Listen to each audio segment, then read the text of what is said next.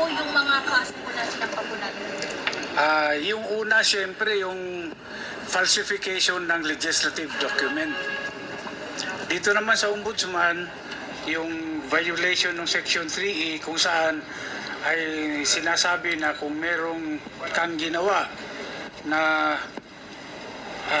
dihado yung gobyerno, no, at nawalan yung gobyerno, ay po pwede kang kasuhan.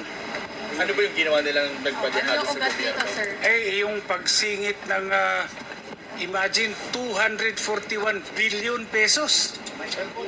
Ang laking halaga yan. Grabe, ah. Hindi mo pwedeng sabihin na typographical error yan na kinurek ng technical working group.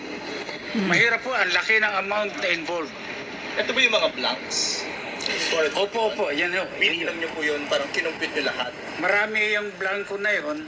Ngayon, nung tinignan namin ano yung mga nilagay nila doon sa blanco, tinutal namin, umabot sa 241 billion. Grabe, oh. Sir, bakit po 12 yung facts 241 ng, billion falsification? ang ini-insert ni Martin Mas Romualdez. magandang sagutin ni Atty. Topacio yan kasi siya naman yung lead counsel. Well, kaya po, 12 counts yan, ay 12 times po nilang pinunuan yung mga blanks. Yun po ang in-approve ng BICAM ay 0, nakalagay 0. Dapat po yun pagdating sa Pangulo, 0 din. Hindi pwedeng palitan yun unless may typographical error, maling spelling, maling formatting, or misspelling. Yun lang po ang kailangan o wrong grammar. Hindi po pwedeng ilagay yung 0, gawin mong 90 billion or 80 billion o kahit 10,000 pesos po. Hindi nyo pwedeng gawin yun. Kahit piso nga basta 0.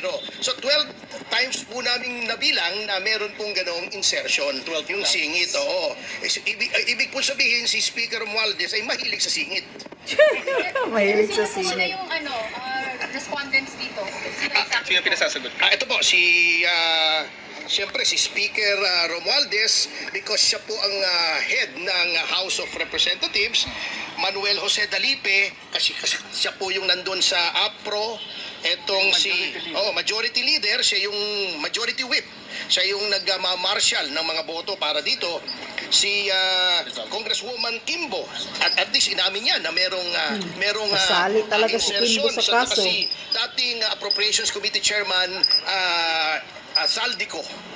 At saka may mga kasama po dyan na hindi pa namin na-identify na palagay namin ay kasama sa technical working group acting under the instructions of the named respondents. Yung mga staff? Sir, Opo, Sa subject syempre, reklamo? opo.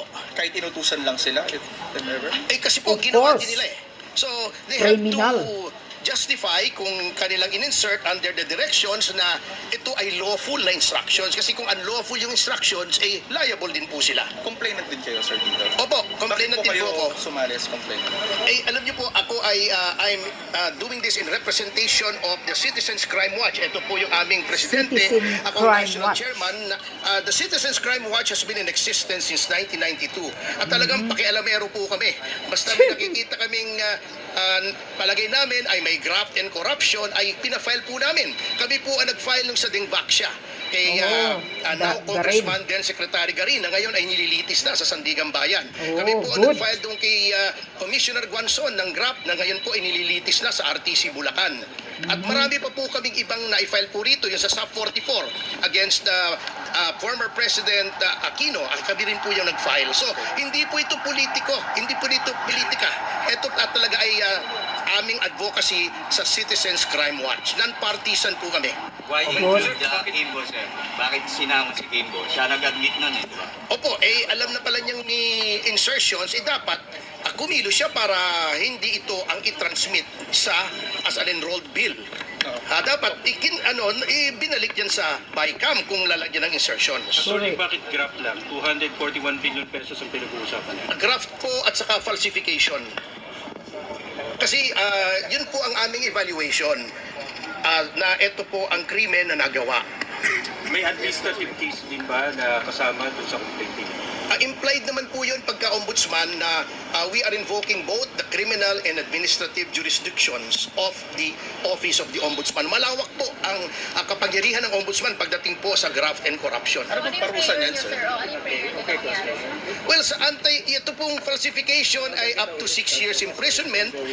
Yun pong sa graft ay depende po sa mapapatunayang value ng perwisyo sa pamahalaan. Sa administrative po, pwedeng suspension, pwedeng dismissal from the service, pwede ring kung convicted, perpetual absolute disqualification. Kung Alvarez, baka may magsabing politika lang ito. Anong magiging sagot mo pag gano'n? Well, karamihan pag wala nang masabing iba, sasabihin talaga politika lang ito. Correct. Lahat naman na nangyayari, politika talaga, di ba? Parte ng politika yan. So sa akin naman, ang kawawa dito, yung mga empleyado na napag-utusan. Well, Yes. siguro pwede naman nilang depensa. Mga Magsabi lang technical sila ng staff totoo. ang kawawa. Ano talaga yung nangyari? Sir, kasi yung iba tinatanong yung timing nung pag-file nyo. Kasi impeach nga lang kay VP Sara Duterte. So kaya ganun yung mga implications nila. Alam nyo, yung sinasabi nilang timing, wala namang timing yung criminal case eh. Kung gumawa ka ng krimen, yun ang timing. Gumawa ka ng krimen, alangan namang i-file mo yan sa susunod na taon. Correct. I-file mo yan sa nakaraang taon. Hindi pwede. Ginawa nila yan recently, kaya kinakailangan aksyonan kagad natin. Pero may kinalaman Tama. ba ito sa pag-impeach ng Kamara kay VP Sara? Wala, magkahiwala yan. Kasi iba naman yung impeachment, ibang usapin yun. At ito, criminal case ito, ibang usapan dito. Exactly. Mas malala ito. For diversionary tactic. Ginagawa ni Romaldis. Yung sinasabi nilang diversionary tactic, at tingnan nyo ito. Sino nag-divert?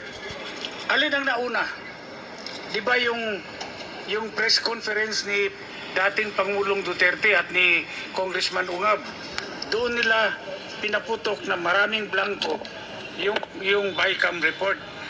Ngayon, ayaw nilang pag-usapan yan dahil sigurado swak na swak sila sa yung kaso. Kaya sila ang gumawa ng diversionary tactic. Correct. Gumawa Impeach sila ng agad. issue na matatabunan itong iskandalo sa budget ng 2025. Kinonsult nyo ba si dating Pangulong Duterte dito sa pag-file nyo ng reklamo? Hindi nga kami nagkausap, hindi kami nakita dahil from Tagum City, dumiretso na ako dito sa Manila para i-file yung kaso ko. Speaker, with your kind permission, pwede ko bang dagdagan? Yung sinasabi nilang timing, actually, matagal na po namin itong pinag-iisipan. Kaya lang po, komplikado ang kaso. Magaling pinag-aralan talaga pa po si namin Topacio. ito, kaya ngayon lang po namin ginawa. Kasi hindi naman po kami katulad ng ibang miyembro ng Quadcom na kumikilos nang hindi nag-iisip. Isipan po namin itong mabuti. Hindi nag-iisip ang tuwadkom. Congressman Alvarez, sir, now nahunin niyo itong Bakit kayo si Alvarez laging tinatanong? dito ng anti-graft body. Kami naman, gusto lang namin patas yung laban on the merits. Tingnan nila yung reklamo namin. Kung may merits naman, Merits, naging merits pwede dyan. isampas sa Sandigan Bayan. Kung walang merits, edi i-dismiss. Walang problema yon. Basta decision on the merits. So, nakausap niyo na ba si former President Duterte tungkol sa impeachment ni VP Sara? Hindi pa po. Hindi pa po. Ulit-ulit.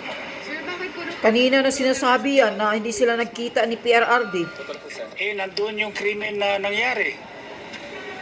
Sa Sir, Senate. BICAM, sir, yun eh.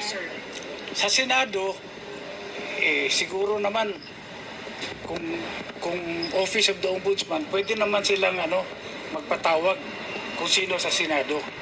Dahil alam nyo po, dito lang sa House of Representatives, matagal na kaming sumulat, nag-request kami ng kopya, official copy ng enrolled bill. Hanggang ngayon, tinatago nila, hindi nila binibigay sa amin. Kasi walang enroll bill. Kaya walang maibigay. Ratified bill, pati yung No. publicly available po siya. Pachi-check ko sa aking yung chief of staff ko, dahil yung sulat namin, di nila sinagot. Nag-request kami.